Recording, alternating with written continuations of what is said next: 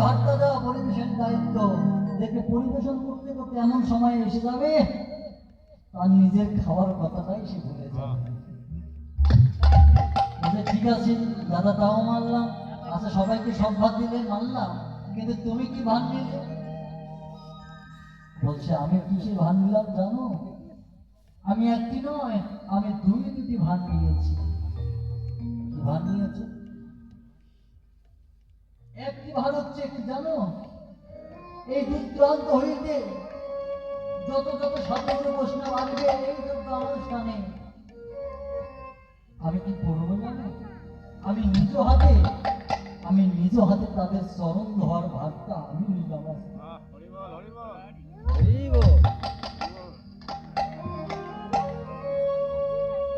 যুধিষ্ঠির কেঁদে বলে, ভগবান দাদা তুমি কি করছো? কি বলছো তুমি? তোমার মাথা ঠিক আছে? এতজন একটি সম্মানীয় ব্যক্তি তুমি, আর কে কোন লোক আসবে, কোন জাতের লোক আসবে, তুমি কিন্তু সবারই চরণ ধরিয়ে দিবে?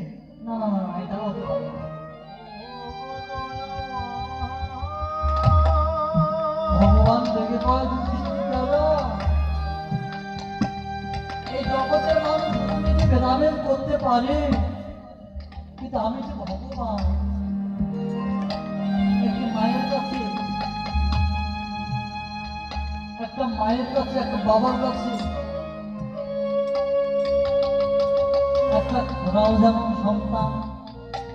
কোন মায়ের যদি সন্তান যদি খোরা হয়, কানা হয়, বোবা হয়, মা বাবা কি সেই সন্তানকে ফেলে দেয়? আমরা ফেলে দিলেও মা বাবা করে দিলে ফেলে দেয় না সন্তানকে। ঠিক তেমনই বলছি, ওরা যে আমার সন্তান, আমি কাউকে ছেড়ে দিচ্ছি? আমি ভেদাভেদ করলে আমি করি না, আমারই সন্তান। দাদা দ্বিতীয় ভাতটা কি নিত? দ্বিতীয় ভাতটা নিলাম। যারা খেয়ে যাবে তাদের যে একটু থালাগুলো পড়ে থাকবে, আমি কি করবো জানো? আমি নিজ হাতে সেই একটু থালাগুলো আমি নিজে পরিষ্কার করে ফেলে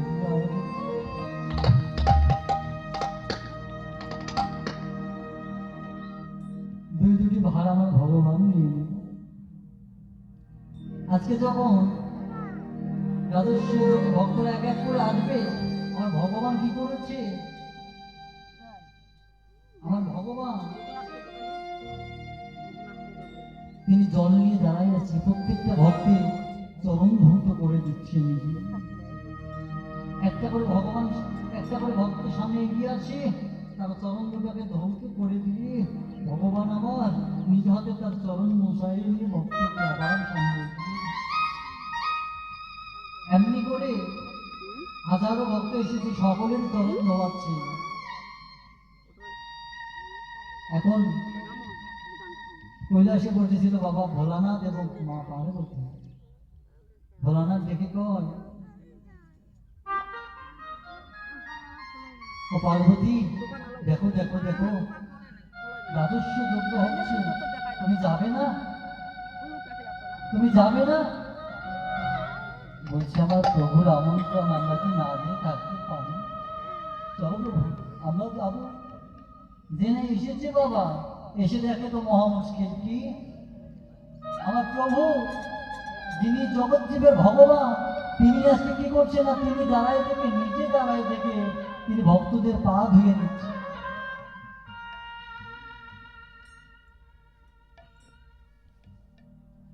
তিনি ভক্তদের পা ধোয়াচ্ছে আর এক এক করে ভেতরে ঢোকাচ্ছে। ভোলানাথ পার্বতীকে বলে, পার্বতী এটা কখনো সম্ভব বলো? আমার ভগবান কিনা পা ধোয়াচ্ছে, যাকে আমি প্রভু ভাবি, যাকে আমি ভালোবাসি, যাকে শ্রদ্ধা ভক্তি করি, তার হাতে কিনা আমি চরণ ধুয়ে নেব? না না না না, আমার দ্বারা সম্ভব নয়। তাহলে কি করবে স্বামী? তাহলে যজ্ঞে যাবে না?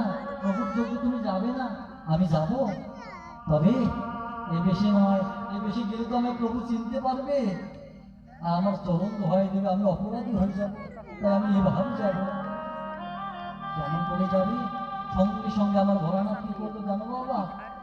একটা কুকুরের বেশ ধারণ করলো।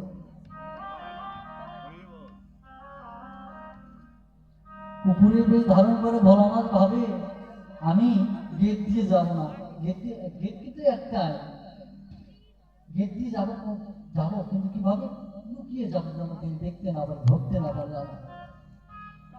আজকে যখন একটা করে ভক্ত এগিয়ে আসে, আমার গোবিন্দ পা ধুয়ে দেয়, আবার চলে যায়। এমনি করতে করতে কি করেছে আমার ভোলানাথ, যখন গেটে গিয়ে চুপি চুপি ঢুকতে যাবে, হঠাৎ করে পেছন থেকে আমার গোবিন্দ ধরে ফেলেছে।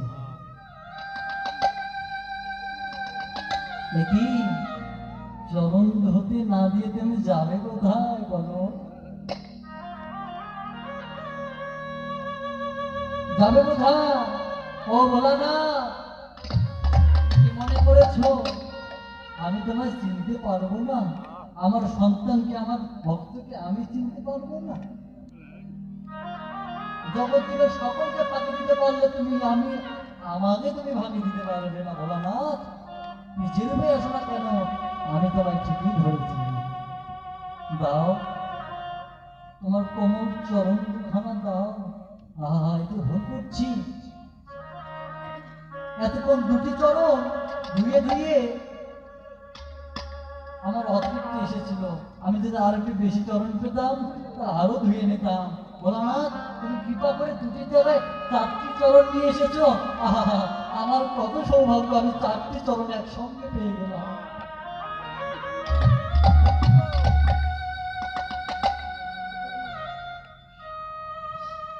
আজকে ভোলানাথ চরণ দিচ্ছে না। প্রভু, প্রভু গো, তুমি আমার চরণ ছুঁয়ো না প্রভু। আমি যে তোমার দাস, তুমি কেমন করে আমার চরণ ধৌত করো, আমি মেনে নিতে পারবো না প্রভু। তুমি তুমি তুমি আমার চরণ ছুঁয়ো না।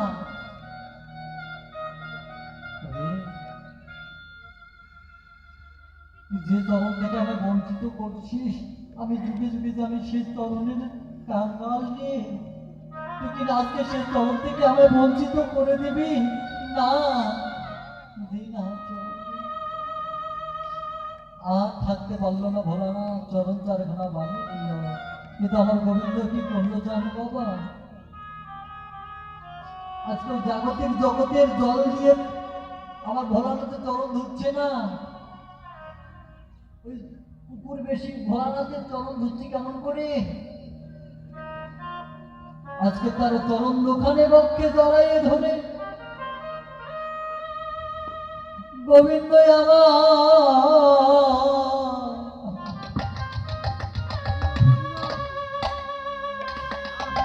আজকে তার নয়নে জলে চলো